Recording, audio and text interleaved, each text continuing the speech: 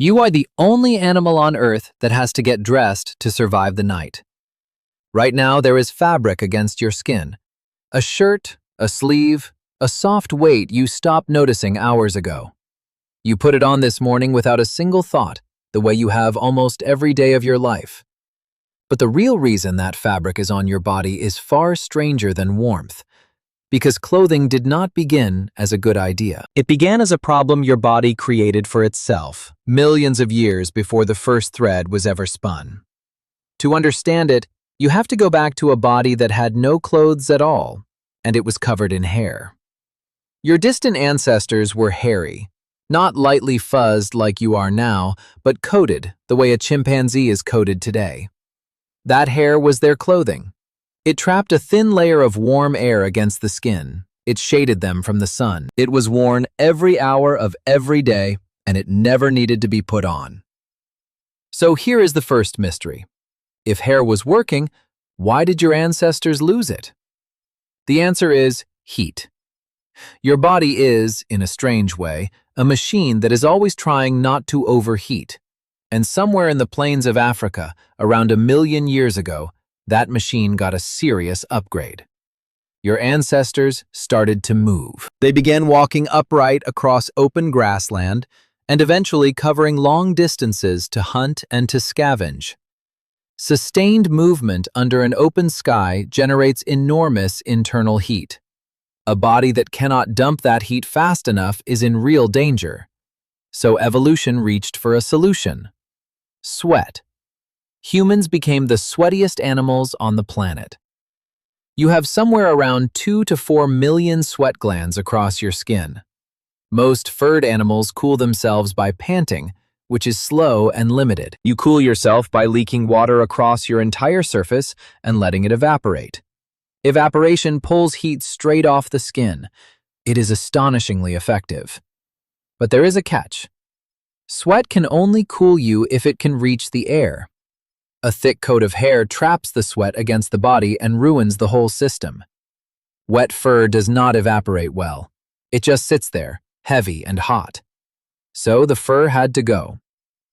This is the trade your ancestors made without knowing they were making it. They gave up their built-in coat so their built-in cooling system could work. Bare skin plus sweat glands turned the human body into an endurance machine that could keep moving under a midday sun that would drop almost any other animal. The evolutionary biologist Nina Jablonski has spent decades studying human skin, and she describes this shift as one of the defining events in becoming human. Losing the fur was not a small cosmetic change. It reshaped what your species could do. But now look at what your ancestors were left with: a naked body, brilliant in the heat of the day, helpless the moment the sun went down. Because the same bare skin that saved them from overheating had no defense against cold. The moment the temperature dropped, or the moment they walked into a colder part of the world, that beautiful cooling system became a deadly liability. So how do we know when your ancestors solved this problem? How do we know when the first clothing appeared? This is where the science gets genuinely clever. Because clothing is made of animal skins and plant fibers, and those things rot. They do not survive hundreds of thousands of years in the ground. There is almost no direct fossil of ancient clothing. For most of this story, the clothes themselves have simply vanished. So scientists found a witness that does not rot, a living one, and it lives on your body right now: the clothing louse. There are 2 kinds of lice that live on humans: head lice, which cling to the hair on your scalp, and body lice, which do something very specific. Body lice do not live on your skin at all. They live in clothing. They crawl onto the body only to feed, then retreat back into the fabric to lay their eggs. Think about what that means.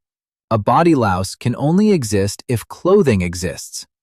It is an animal that evolved to live inside something humans invented. So if you can figure out when body lice split off from head lice and became a separate species, you have found the birthday of clothing itself. That is exactly what a team of researchers set out to do. Led by the biologist David Reed at the University of Florida, they compared the DNA of head lice and body lice using the slow, steady ticking of genetic mutations as a molecular clock. By measuring how far the two kinds of lice had drifted apart genetically, they could estimate when they separated. Their answer landed around 170,000 years ago. Earlier genetic studies had pointed to more recent dates, but this analysis, published in 2011, pushed the origin of clothing back deep into the human past. Sit with that number for a moment.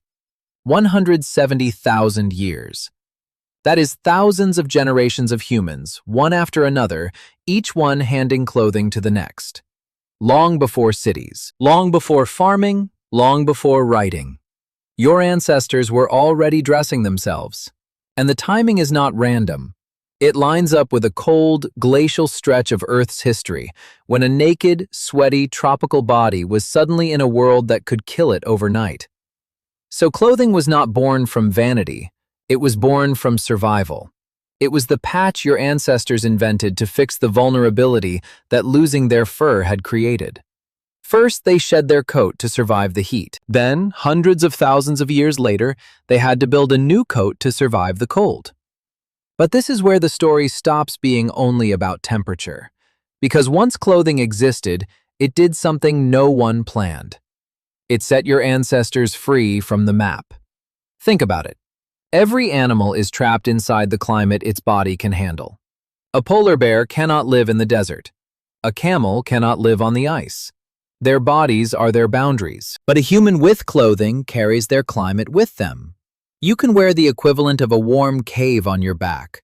You can walk out of the tropics and into the frozen north, and instead of dying, you adapt in an afternoon by putting on more layers. This is how your species did something almost no other large animal has done.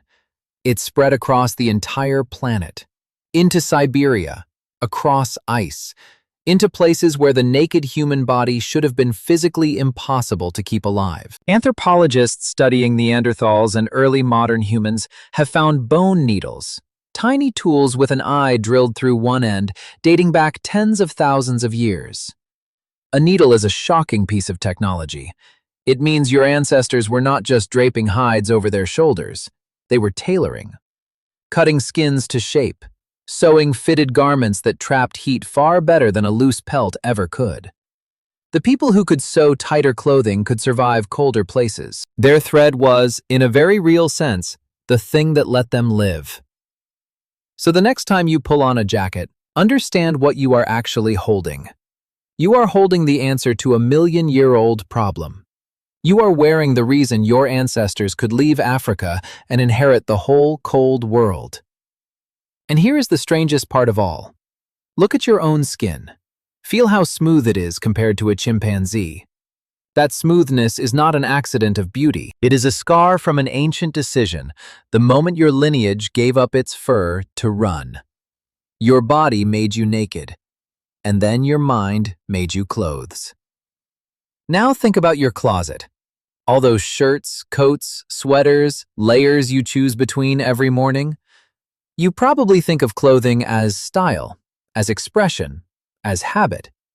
But underneath all of it, your clothes are doing the same job they did 170,000 years ago. They are standing in the gap left by the fur you lost, rebuilt by hand, generation after generation, all the way down to the sleeve resting against your arm at this exact moment. So feel that fabric again. It is not just a shirt. It is the oldest survival technology your species ever made, and you never even felt it there.